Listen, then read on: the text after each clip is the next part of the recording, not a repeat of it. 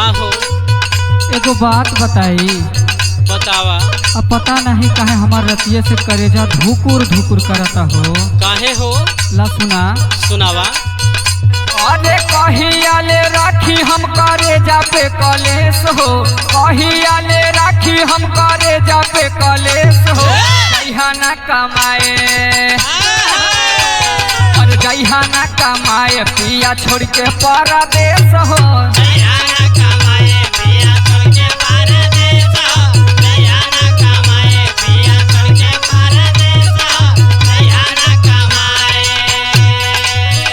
अरे सोची सोची आँख भर आवे हरा में सहो, सोची सोची आँख भर आवे हरा में सहो। जइहा ना कमाए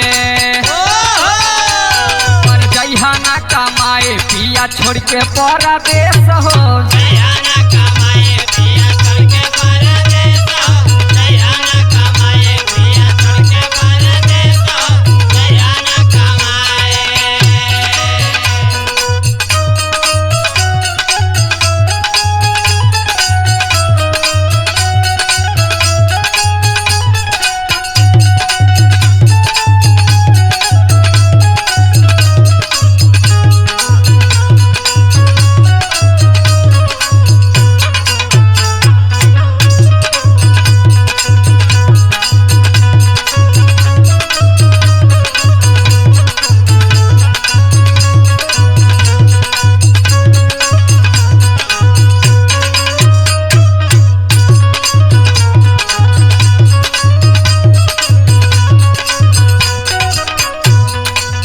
देखा हमके ना बहुत डर लगता, वहाँ पता नहीं कैसन कैसन लोग रहेला हो।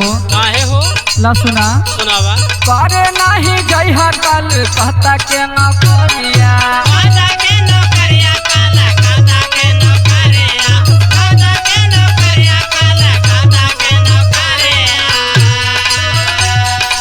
उहावा के जादू मंत्र करली छोकरिया।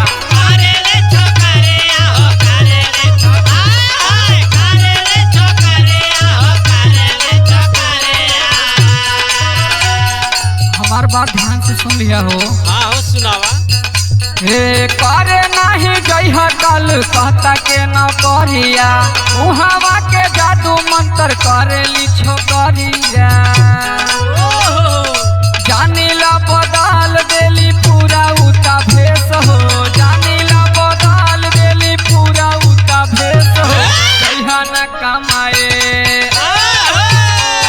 और जइहा ना कमाए पिया छोड़ के परदेश हो।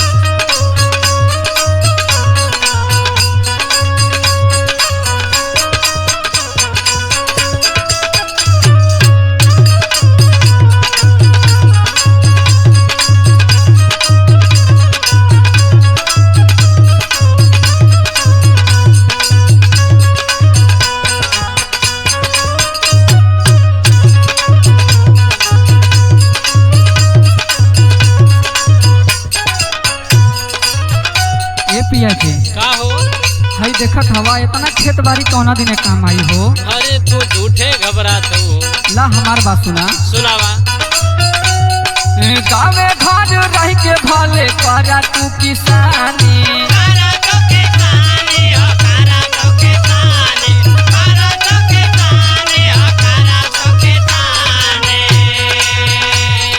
संगे संगे रह के पिया काटल जाई चानी।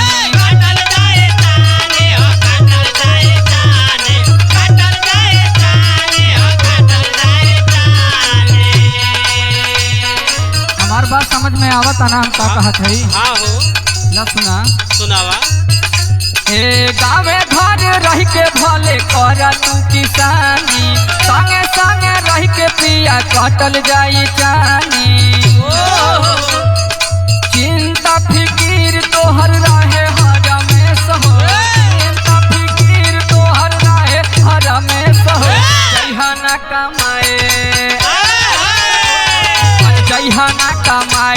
पिया छोड़ के परदेश हो।